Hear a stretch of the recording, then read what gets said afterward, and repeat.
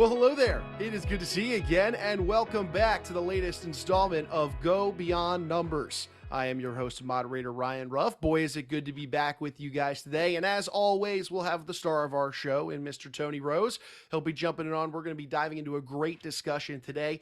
And if you've been, a frequent visitor and listener of our show, you know that in our last few episodes, we've been welcoming on some great guests to the show. Those that are, they share a professional relationship as well as maybe a personal relationship with Tony, and we dive into their world, what their business is, how they go about it, and we learn a little bit about themselves and how they carry themselves throughout their business. And before we bring Dr. Patty Ann on, I want to read a quick little bio about her just to frame up things for you guys, our audience, as to who we're dealing with here on today's episode, because it is going to be a good one. And boy, do we have a special guest in Dr. Patty Ann.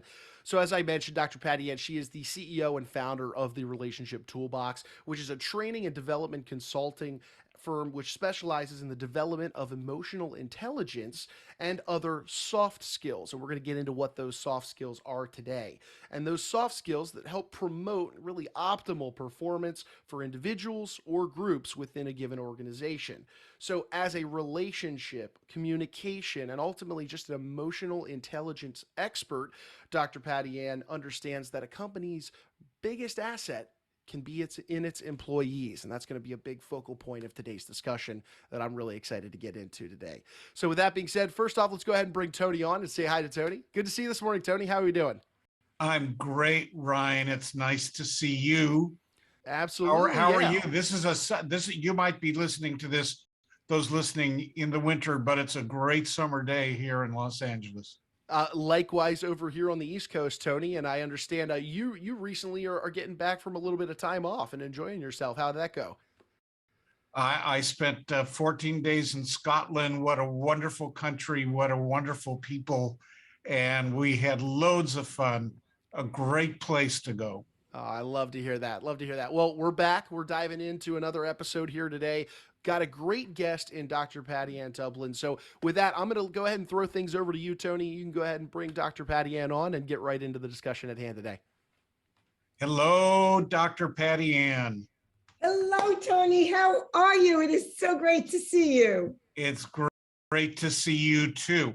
Before we get started, I want to tell everyone to click like and subscribe and all that stuff if you want to hear more of great stuff from us and the people that I get to know and want to learn more from. In all honesty, Patty Ann is an important person in my life and the life of my company. She is our corporate shrink. And she's been very invaluable in helping the leadership of our company figure out what to do with the rest of our lives here at Rose, Snyder and Jacobs. So Patty knows me very, very well, don't you? I know you even more than knowing how to go beyond the numbers with you. I do. I know you so well. And what I love about doing this podcast with you is that I know you not just as the founder of this firm, but as a person and as a man that leads with empathy, a true empathic leader. Honestly, and no one's paying me to say this, the world would be a better place if more people treated their employees as team members and cared about them the way I know firsthand Tony does. So it's a pleasure and a blessing to have you in my life. So thank you. Now you also have a podcast. Is it called The Relationship Doctor? What is it? It's The Trust Doctor. The Trust Doctor. Restoring trust and enriching significant relationships, because trust is the foundation of every healthy and successful relationship, right? You can't run your business if your partner and your team members don't trust you. You can't do a return. If your clients don't trust you, you can't have a successful life or be happy if there's no trust. So it's The Trust Doctor, but thank you for mentioning it. And I was a guest on The Trust Doctor, and I thought it was one of the best interviews I have ever been given or received from you. So thank you very much for that. I encourage you to go to Dr. Patty Ann's website and click on her podcast, and you will find me there. I don't know, two or three podcasts down from the top. We got to know each other at Genius Network. Yes, we got to know each other from Genius Network when I did my 3 tools to repair trust in a damaged business relationship or something like that. And you sent me the sweetest email, and the rest is history. Now that was the beach ball. That was the beach ball. Exactly. When I was talking about having to see that there's more than one truth, and truth is based that there's no absolute truth. It's based upon your perspective and your life experience. And I used the beach ball to demonstrate that. I was looking to see if I had it here, but I think I have it in my closet.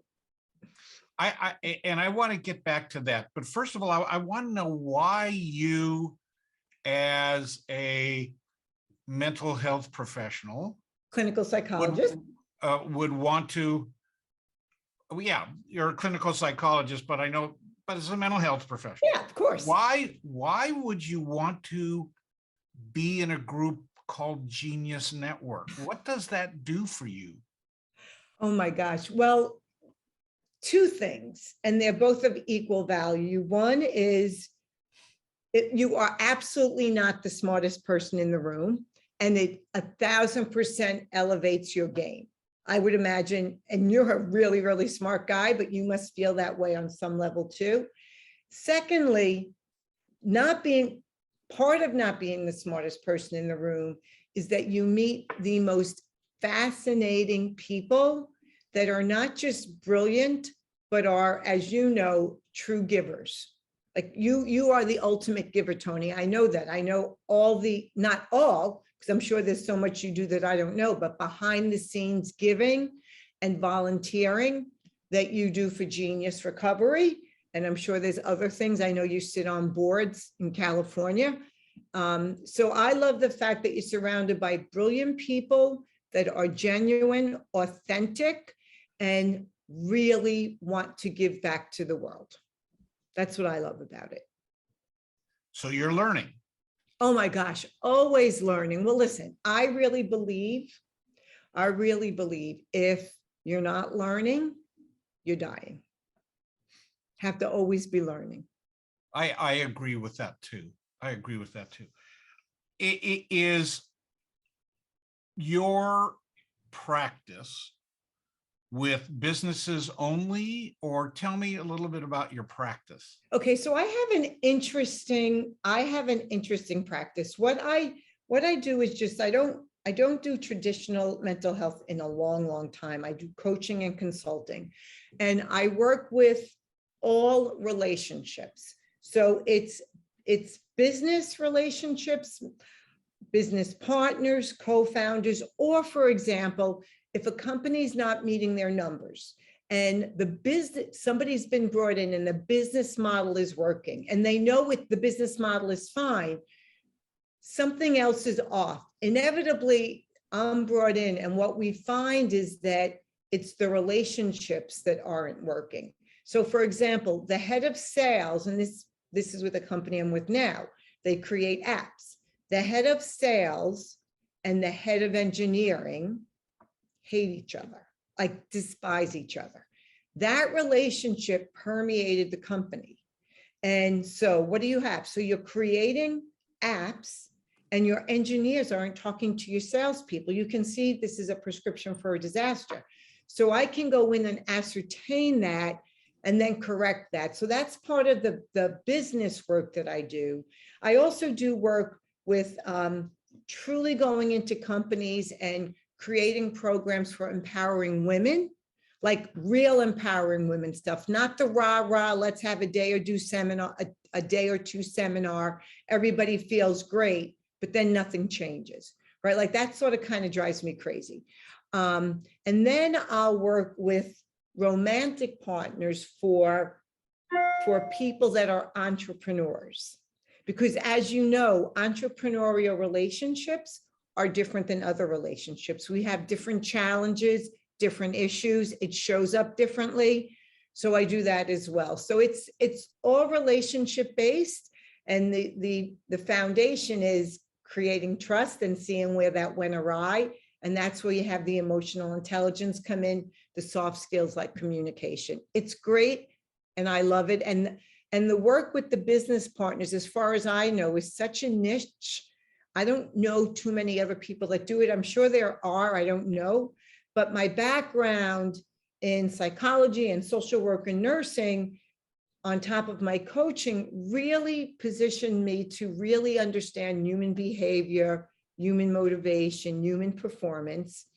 And then you throw in what you mentioned earlier about Genius Network, right? Because that's just the foundation.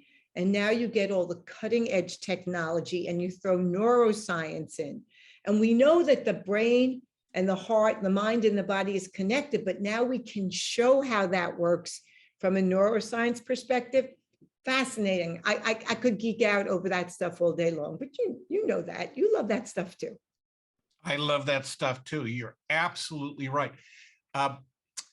In the book, Go Beyond Numbers, we talk about social capital. I think I mentioned in the book that that relationship is the new currency. Yes. That you can denominate social capital by the relationships you have, and the relationships you have is what creates money. Money does not create relationship, although it kind of in a negative way, money can create a relationship, but it's very brittle, fragile. From a transactional way. That's right. It's transactional. Thank you. With regard to entrepreneurs and people who have partners, Mm-hmm. Let's talk about on a business level first. What is different about that than personal partners or personal relationships? So great question. And just for the listeners to know, I had no foreknowledge of the question. So these are like really. Oh, yeah. I want everyone to understand I'm throwing this stuff at Dr. Patty Ann, and I'm doing this on purpose because the spontaneity of Dr. Patty Ann is so fabulous that we're going to get something that no one else in the whole world will hear. Go ahead, Dr. Patty. Okay, so great question. And here's the dirty little secret. Honestly, they're not that different. They're really not that different. So let's take a romantic personal relationship and a business relationship, right? Business, you could say, well, money is more of a variable in a business relationship. Okay, you don't think money's a variable in a romantic relationship? Wait till someone gets a divorce. All of a sudden, money means, it's not about the money until it's about the money. So there's the common denominator is the trust and the communication. What might play out differently, Tony, is the alignment in the creation of the goals and the core values, right? So in a partnership, in a personal relationship, specifically a romantic one, it really is a democracy, if you will, right? Both people have equal say and equal value, or they should.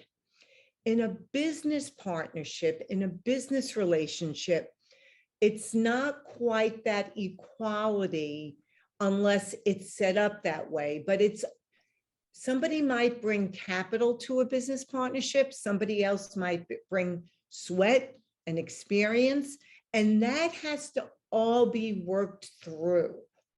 The other thing that's different is in a personal relationship, friendships as well, as you change and evolve, you need to change and evolve as an individual and find a way to stay connected. Almost think about the helix of the DNA, of the genome, right? It intersects and it goes separate and intersects. You need to do that in a personal relationship.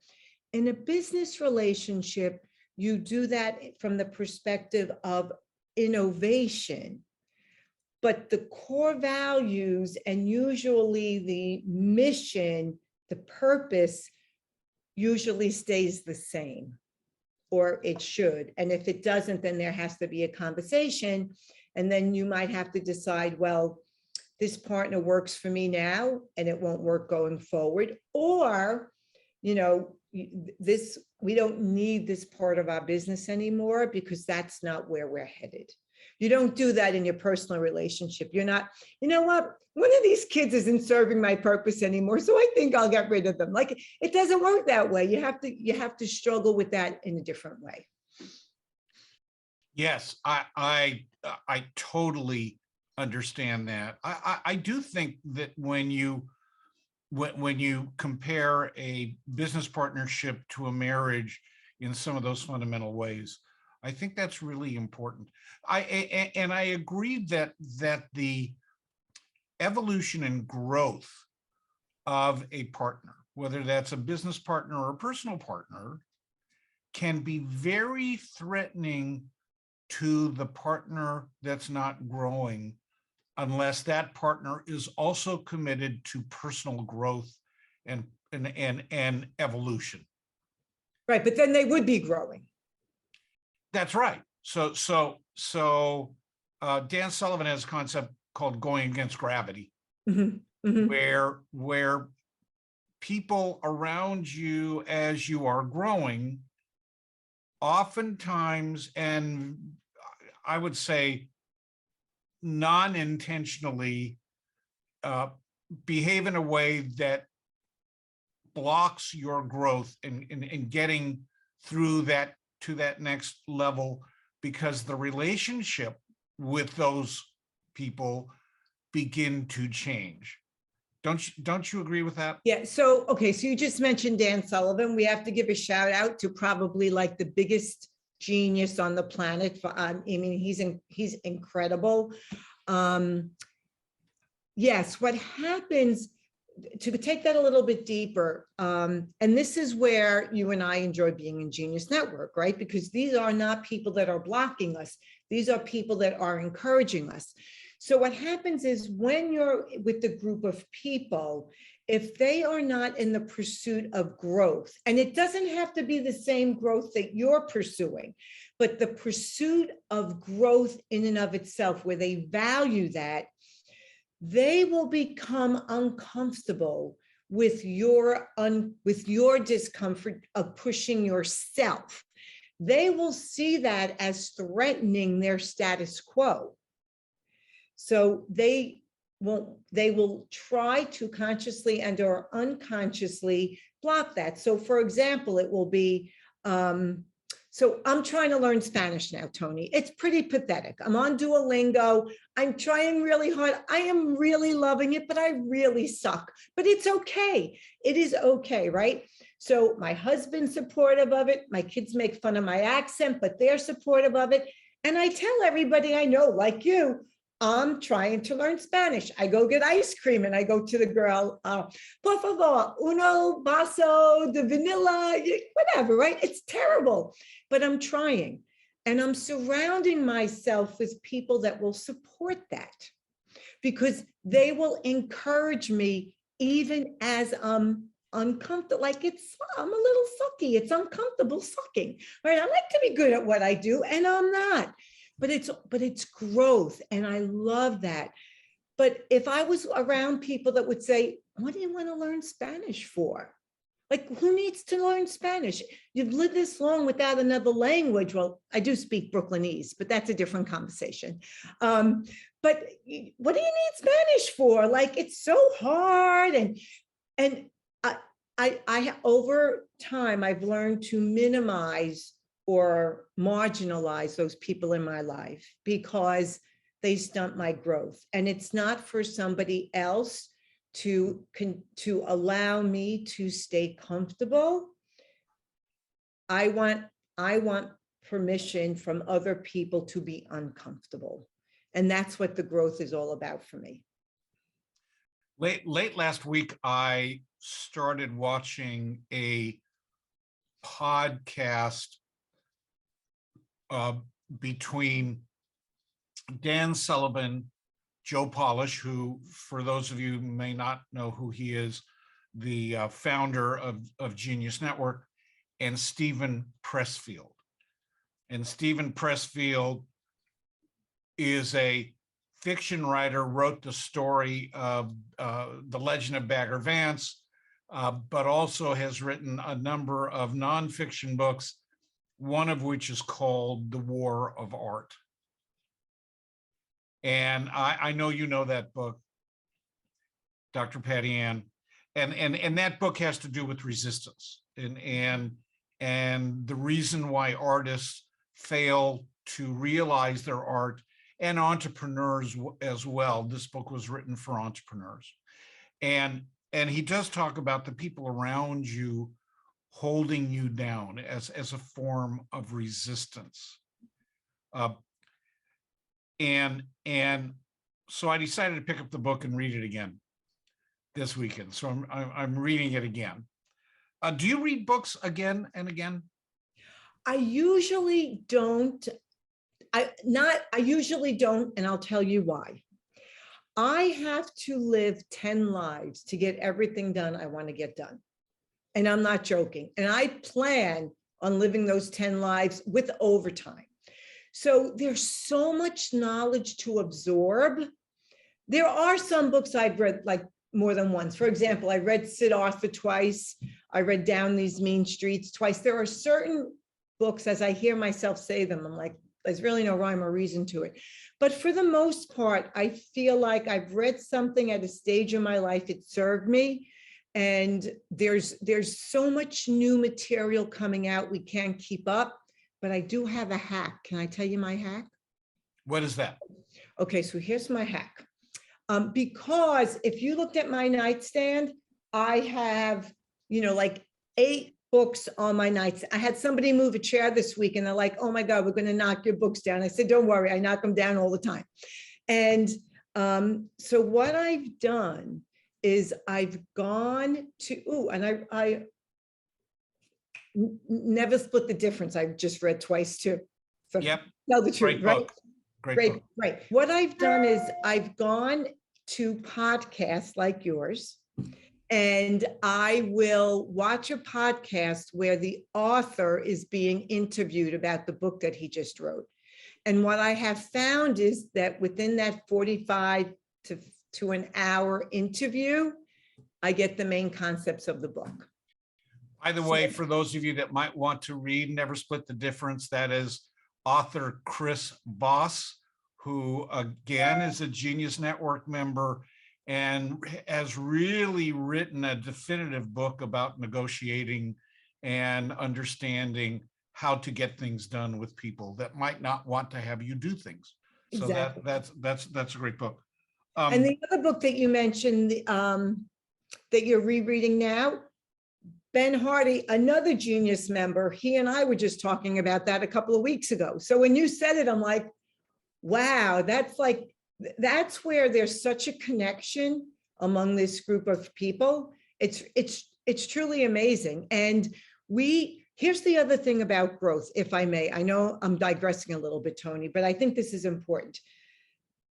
In order to get uncomfortable with yourself, you have got to be willing to be vulnerable, and vulnerable with 2 people. The most important person you need to be vulnerable with is with yourself, to admit that you don't know it, that, like what I said earlier, I really suck at that, right? Like, I've worked with you and you're a brilliant accountant. I'm lucky I never balance my checkbook. Like, it's just not my wheelhouse. Now, I'm not totally dumb. I mean, I took calculus in high school, but it's not my unique ability. This is your unique ability.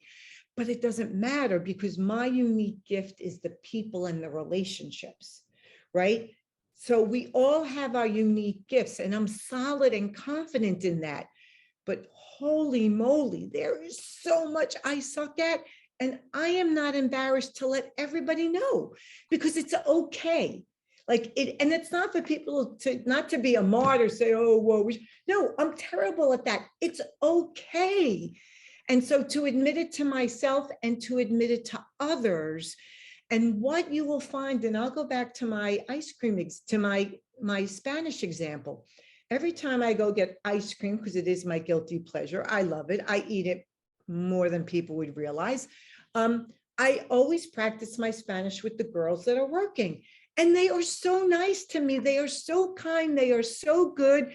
They sort of kind of lie and tell me, oh my gosh, you're so good. I'm like, no, ayuda, help. Like I suck. But they encourage me and they make me feel better about not being great at something, but at least trying, right? So you want to have growth by being vulnerable and trying, because what's that famous quote? It's not the man in the arena that will ever make fun of you. It's the person with their ass on the couch that never tries. So who cares what they think? You brought up so many things in the last few minutes. First, you're talking about Ben Hardy. When you're talking about being in an environment where there's people that are supportive and want you to grow, Ben Hardy, I believe, writes about that in his book, which I think is called Willpower Doesn't Work. And by the way, Ben Hardy's newest book, what's it called? Your future self. Yeah, Be Your Future Self Now.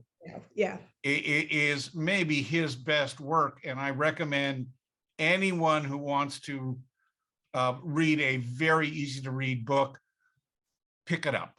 Oh, well, it's easy. You know what? It's easy to read on one level, but there's another, that's a book you might want to reread, right? But as you go deeper into it, it is profound. It is very profound.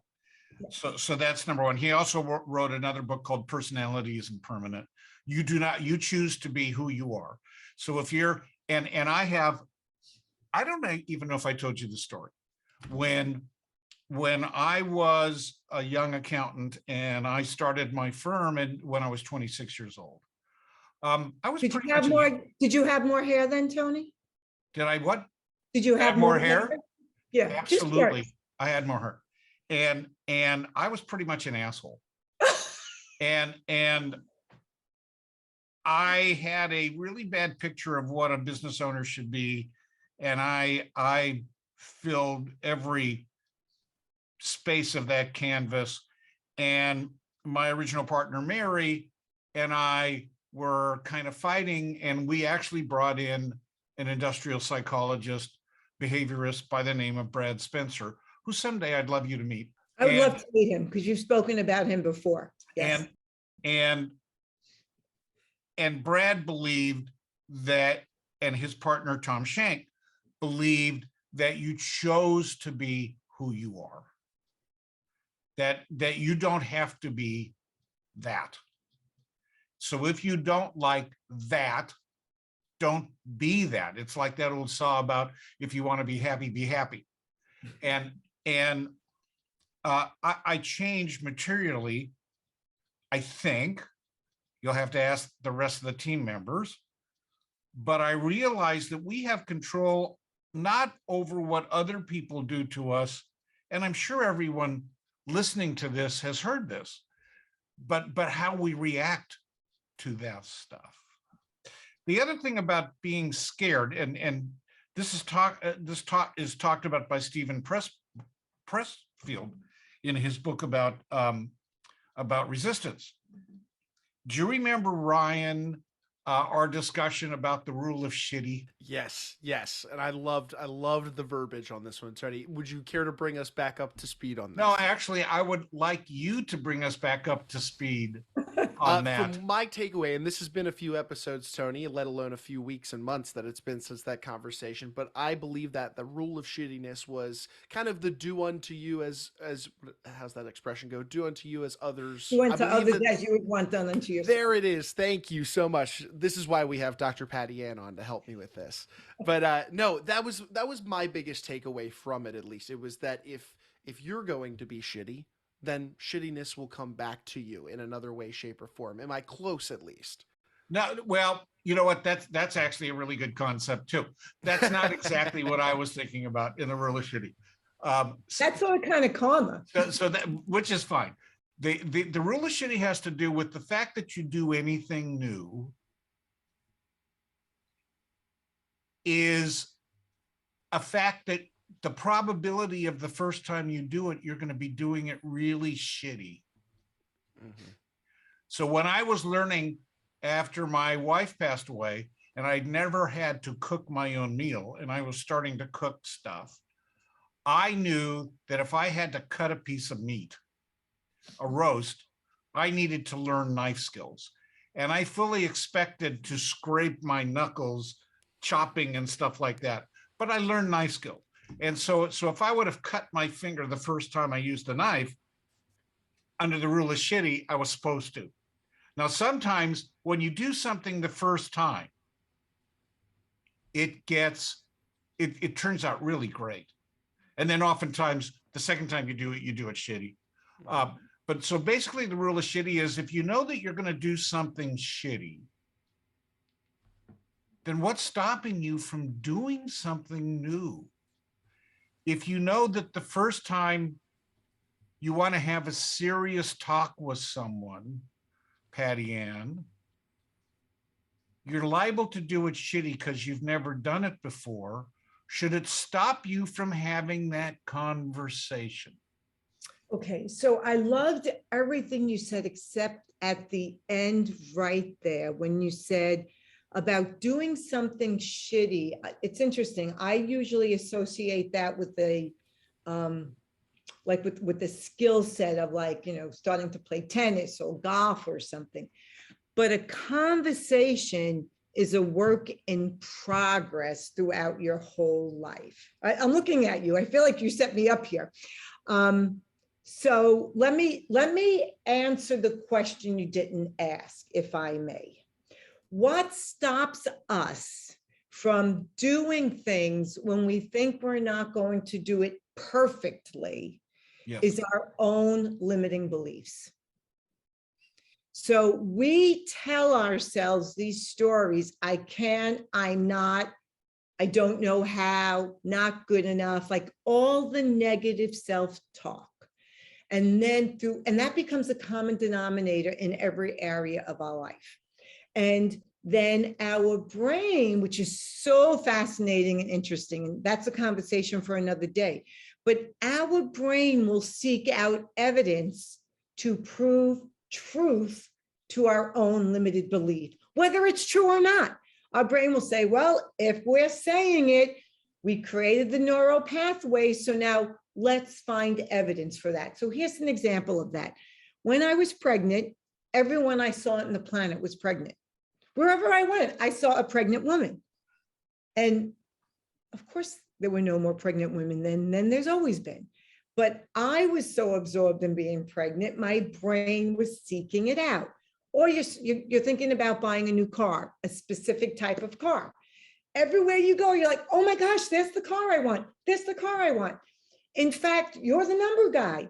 There's probably no more cars on the road that are like that model than before, but your brain seeks it out. I call that the red car theory. You buy a red car, everybody else has a red car. That's right. That's right.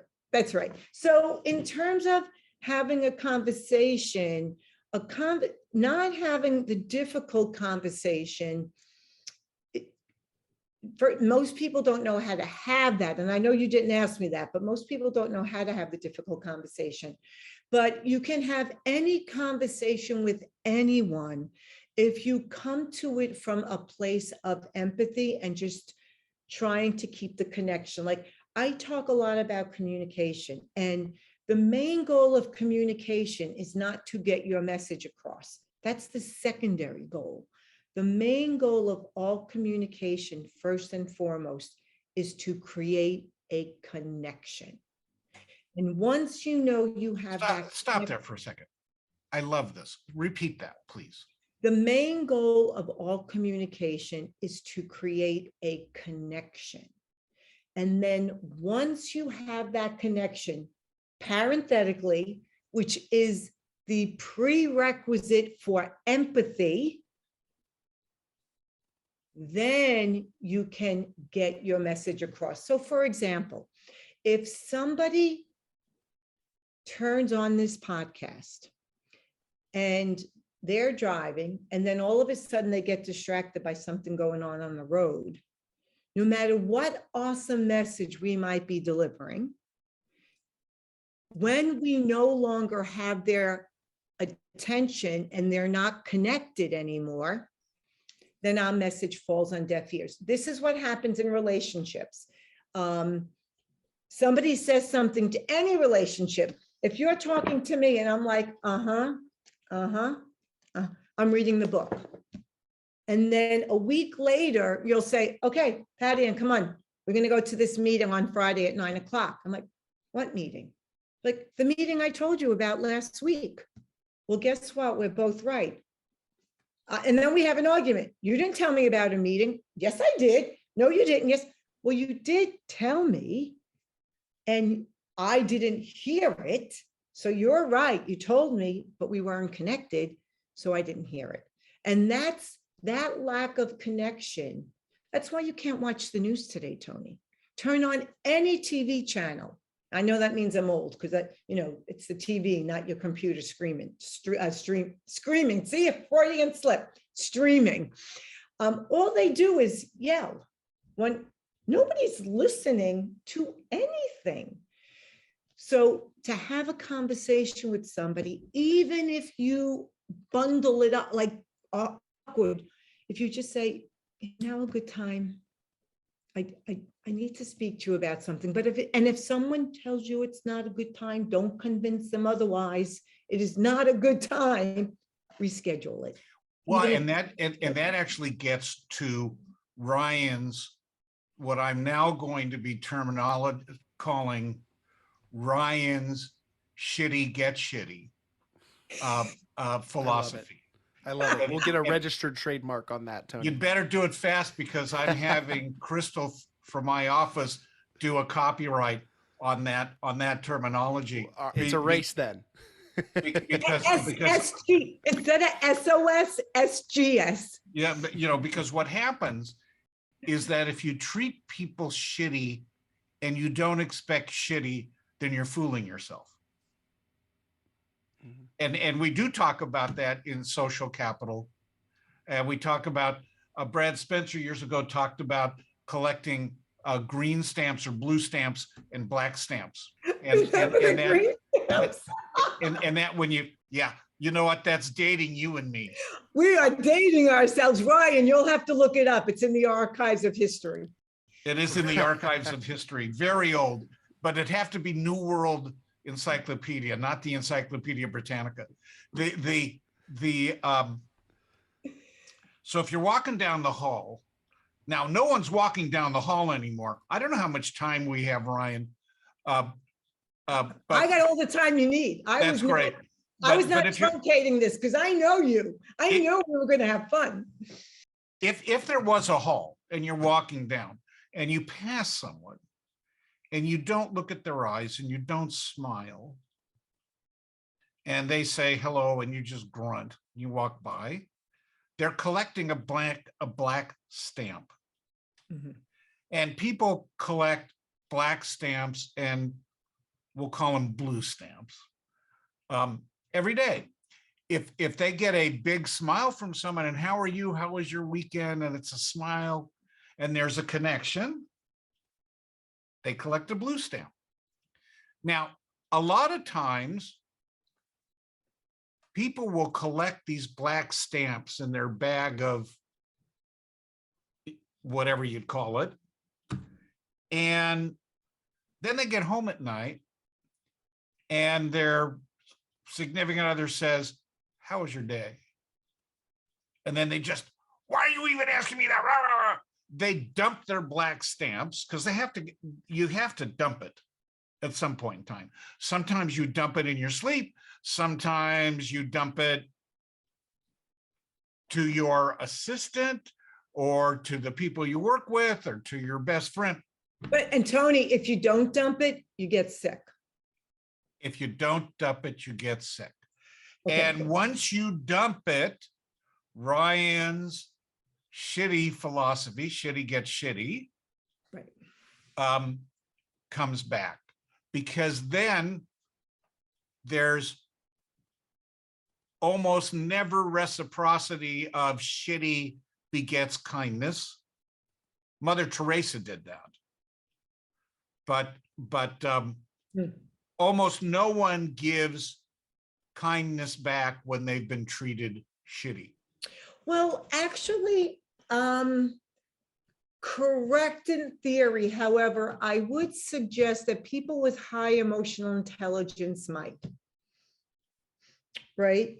And I'll actually just give an example, not to say that I have the high emotional intelligence, but what I'm working on. So I just started to go back to the gym just a couple of days. I have Peloton. I'm like a Peloton cult member now, but I wanted to run. So I started to go back to the gym. Now, I've been at this gym for 31 years. Like, I know everybody and their mother and their story. And if you know me, I know everybody and their mother and their story. And I love it. So anyway, but there's the cleaning lady that took care of the locker room, Maria, who I loved. I saw her in the grocery store and I knew she retired, missed her so much. Anyway, so there's a new woman. And I asked her a question. And she was really like sort of kind of nasty, like, and I'm like, I'm just asking. And then I said, I'm going to kill her with kindness. And then at the end of the 10-second exchange, she was nice. Okay. The next time I was at the gym, I was doing my core work. She literally made it a point to come up to me, come down and go, hi, how are you? Right. So that was a moment where I took shitty. And I call it killed it with kindness, right? But you're not always in the mood for that. And if you're tired or you're busy, you might not spend the time to do that. But there was something that you said earlier that I wanted to comment on, which is if we can look at, the black stamps. I read this somewhere and it's left an impression on me, Tony, and I think all your listeners will appreciate it. First of all, everybody on the planet has stressful days, right? Everybody's carrying a bag of shit that nobody knows about, right? So be kind. Everybody has it. They may not even know about it. Correct. But most people in a lot of ways do. So here's the story. A man had this horrible day at work. Everything was shitty, horrible, horrible, horrible.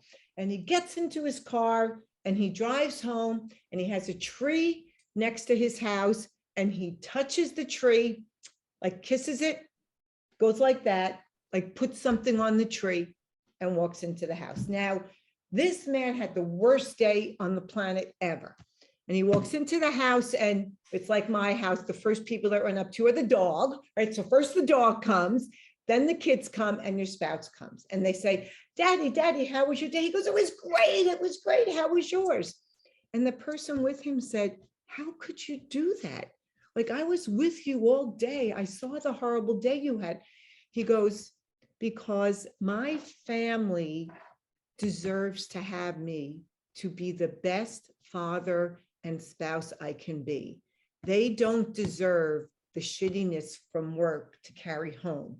So every day when I have a shitty day, I use that tree and I put the shit bag on the tree and I leave it behind me and I go into my home to start my evening. That's a lovely story. Isn't that great? Yeah, that's really good. Tell Patty Ann, tell me why you mentioned a little earlier about everything on social media, everything on the news, everything we hear streaming is polarized, Okay, or certainly a lot of it. yeah. Okay, so let me clarify. Why is that? Why do you think that is? Yeah, let me clarify. I did say everything, but there are a few absolutes in life, but it feels like everything. I've actually been reading about this, and I think what's going on is that we've fallen into tribalism.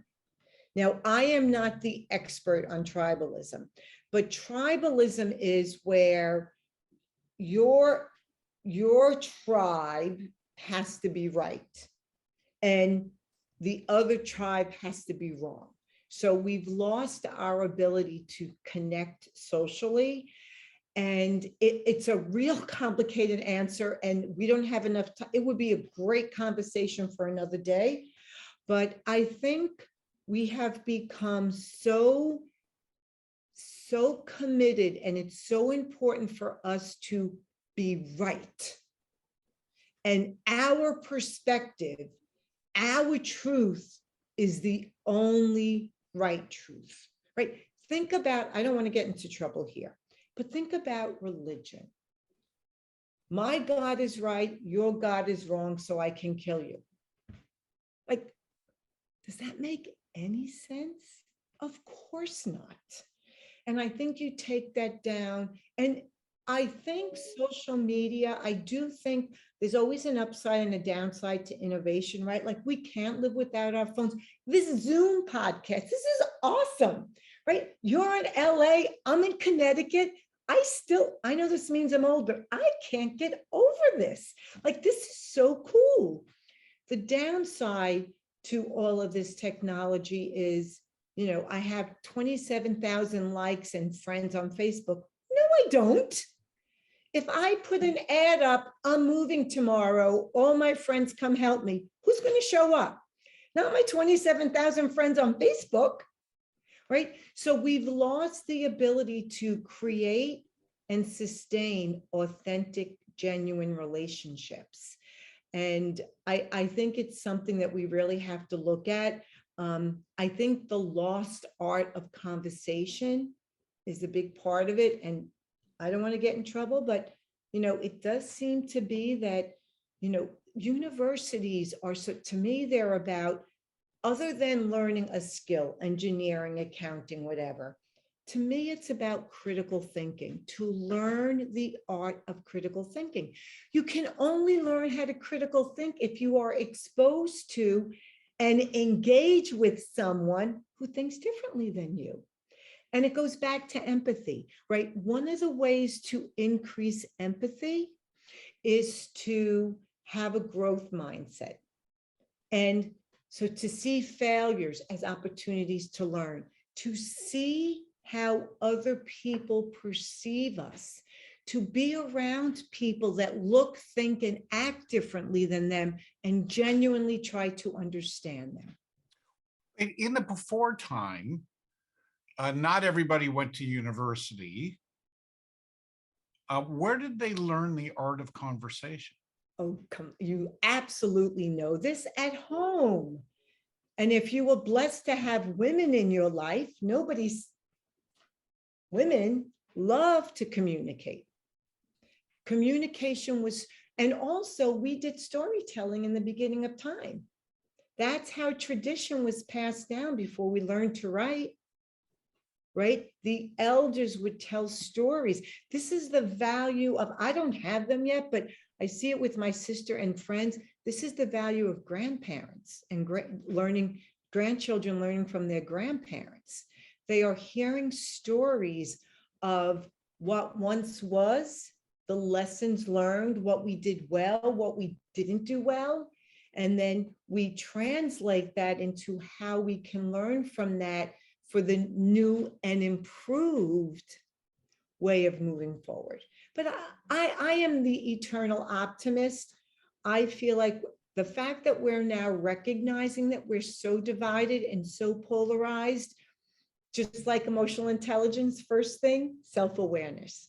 So being aware of it, I think is the start of changing it. So let's bring this, as we're beginning to close the conversation, I want to bring this down to those listeners that are running a business, facing challenge in their environment. And let's talk about how you create connection and communication within a remote work environment and a hybrid work environment.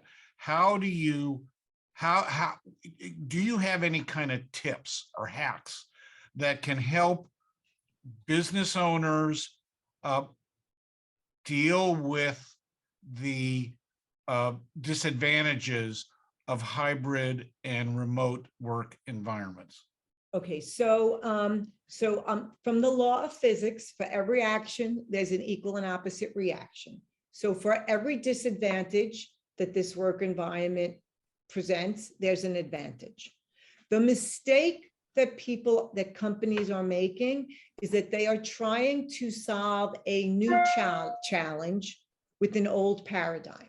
So that's the first thing, okay? We are not going back, right? It's like when Henry Ford wanted to invent the Model T. What the naysayers were like, well, just, what is it? Just ride a faster horse?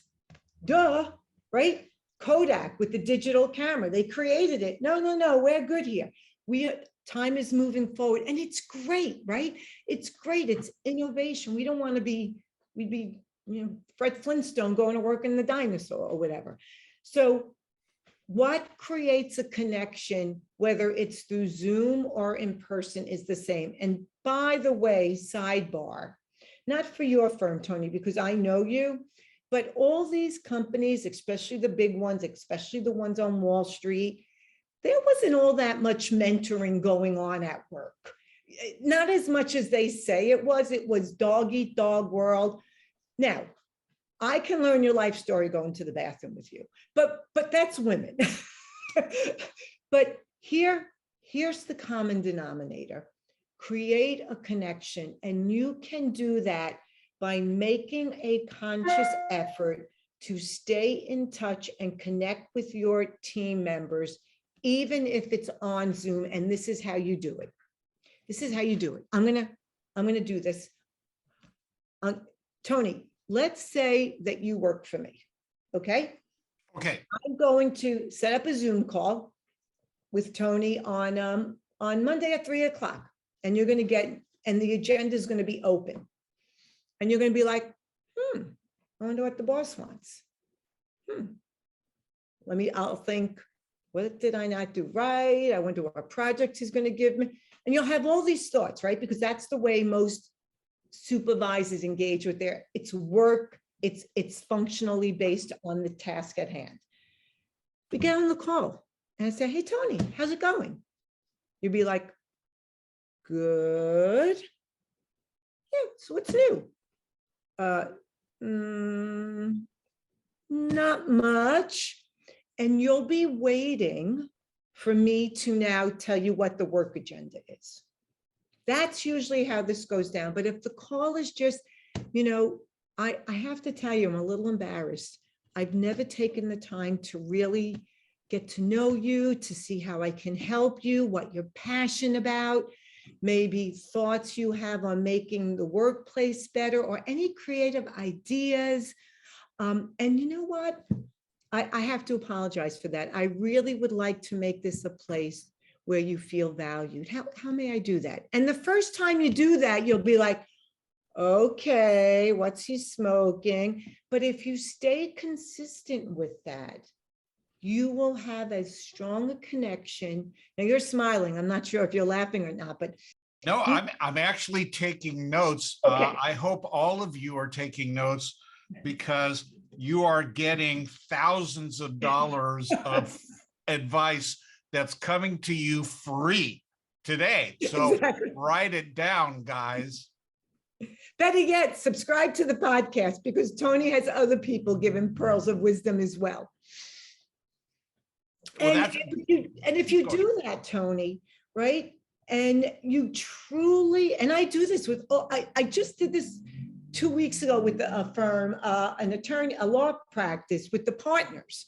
And they were all like, so what do I do? So I have these people and I'm responsible for them. And I'm going to do what? I'm going to create a connection.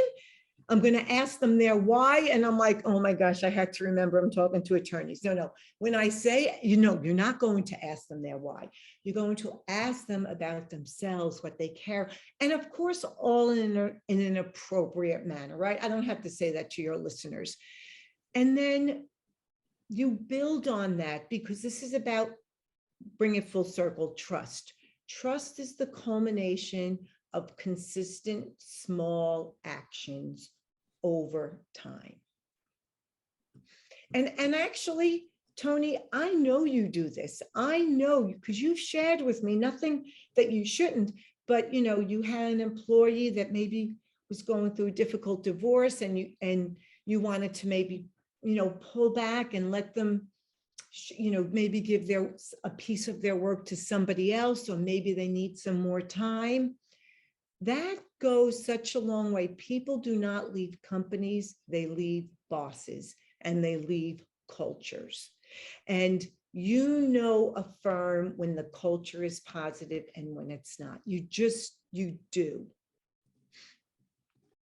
Do you know how many quotes in the last 5 minutes you've created? No, I don't. You know me, don't let me loose. I love this.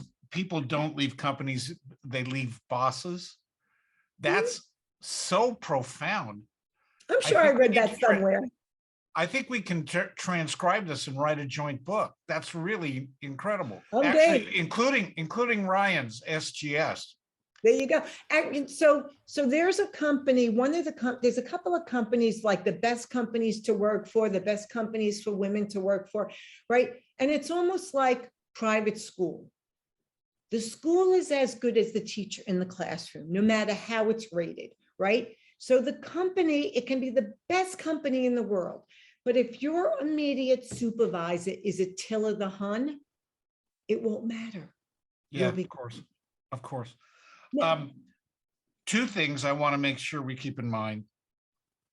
You have been a prolific writer about the issues of women in companies. Mm-hmm. And that's going to have to be for another time that we have together on this podcast. What's the name of your book about women getting money? Women Money Can Buy You. Oh, I have it here. It's actually it's holding up my. Hold it up. I'm so low key. Books there are it is. Money Can Buy You Happiness. What I will say though, and anyone that knows me knows this, and I know you know this, if you think you're going to come to a conversation with me about woe is me and being the victim, absolutely not. You have a choice. You can be a victor or a victim.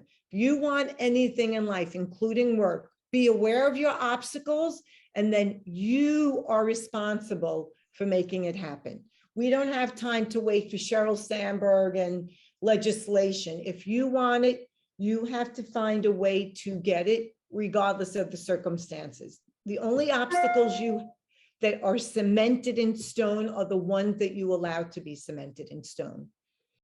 Terrific. So let me ask you 3 quick questions as we get ready to wrap this up.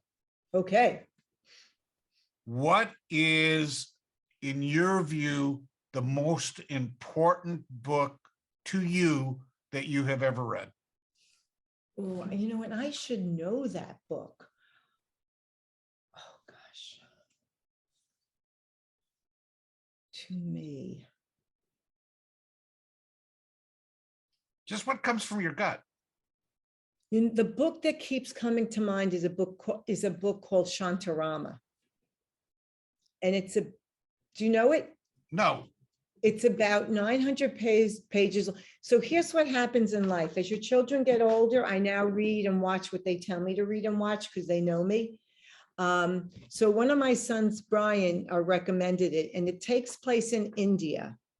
And it describes every condition, every human condition, caste, religion, socioeconomic, borders, war, politics, and I love it. It touches on every issue of humanity. How do you spell that? Shantarama. I think it's Shantarama. Wow. It's the first 100 pages you have to power through, and then I could not get. And it takes place in India, and it's not like I have any proclivity for the Indian culture one way or the other, but it is I think you would love it, Tony. It's a fascinating read. I can't remember the author's name. He also wrote the second book. The second book was but the first book I really, really loved. I don't know why this is coming to mind, but I I think it was John Gunther that wrote Death Be Not Proud, about a boy that died of a brain cancer. And I was very, very young when I Wow. read that. Okay. That Okay, might next be- quick question. Yeah. Who was and this is Kevin Thompson inspired question. Who was the most important person in your work life, not your personal life? My mother.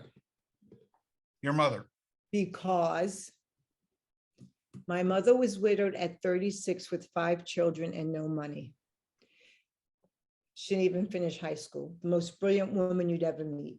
Never complained, never said she was tired, never took $1 of social welfare. I watched my mother get a job, work in the television industry, Tony. She was young, beautiful, and desperately needed her job. You can only imagine the stories she didn't tell us. And she taught me everything I need to know about when life throws you lemons, you make lemonade, and that you figure it out. And also, I'll be damned if I'm going to do that. There's got to be a better way. And I wanted options. And my mother said education, hence 2 master's degrees, a doctorate. So There you go. it would be my mother, even though I don't think that's what you were looking for. No. That's I mean, if that's what kind of motivates you professionally and in business world, and what's most importantly, the value that you bring to the world. We've talked about that before on this webcast. The value you bring to the world is what people pay for. right. And the fear that the value you bring isn't worth what you're charging Mhm. Makes, I'll call it the inauthentic company. Oh, yeah. And that's a whole nother thing. Tony, I do have to say one more thing, even if we're running late. I want to tell you a very brief story about my mother. So my mother passed away about 6 years ago on the 4th of July, which is ironic because it's our family's favorite holiday. And my mother was Frank Sinatra. She did it her way, trust me. And on her deathbed, literally on her deathbed, I'm one of 5 and all of us are around her. And she looks up and she says, if bills come in when I'm gone, make sure you pay them. And we're like, what? She goes, if any bills come in from this, when I'm dead, make sure you pay them. I'm like, Mom, you'll be dead. What do you care? She goes, I paid my bills my entire life. You make sure you pay them. Wow. That was my mother. What's your website that if people want to communicate with you, what's the website? It's easy. Dr. Patty Ann, DrPattyann.com. I got a great free ebook on body language, and I'm finishing up as we speak my other free report on emotional intelligence, but it's not ready yet. Very, very good. Dr. Patty Ann, thanks very much. You and I have been through a lot together, and I was glad that the people that are listening or watching this can share part of our journey together, because I certainly have gotten a lot out of it. Ryan, you want to wrap it? Yeah, sure, Tony. I mean, absolutely fantastic conversation today, Dr. Patty Ann. We appreciate you jumping on board. I was taking notes as well, as Tony mentioned earlier. A lot of nuggets, a lot of one-liners that we'll be using. And Tony, I will race you for that trademark. So, but anyway, look, hey, we want to say one final goodbye, of course, to Tony and Dr. Patty Ann, but we also want to say a goodbye to you guys. And that's our audience, for jumping aboard and hanging out with us on the episode today. Do us a favor, if you like today's conversation, maybe you took some nuggets of information and wisdom down from Dr. Patty Ann yourself, go ahead and hit that like button and subscribe to us on whichever platform that you're checking us out on. And then lastly, and most importantly, share this information, right, with any friends or family, business owners, anybody that you think would benefit from any of these discussions. You know, we've had a lot of great guests in some prior episodes, a lot of phenomenal topics really to cover and dive into. And that means we've got even better episodes moving forward and more great guests coming to you guys that we would hate to have you miss out on down the road. So be sure to check us out on Facebook, on the Go Beyond Numbers Facebook page, and keep an eye on your favorite podcasting platform to see when we're dropping new episodes. So for Tony, for Dr. Patty Ann, I'm Ryan. We're going to go ahead and say so long, and we appreciate you guys hanging out with us on today's installment of Go Beyond Numbers.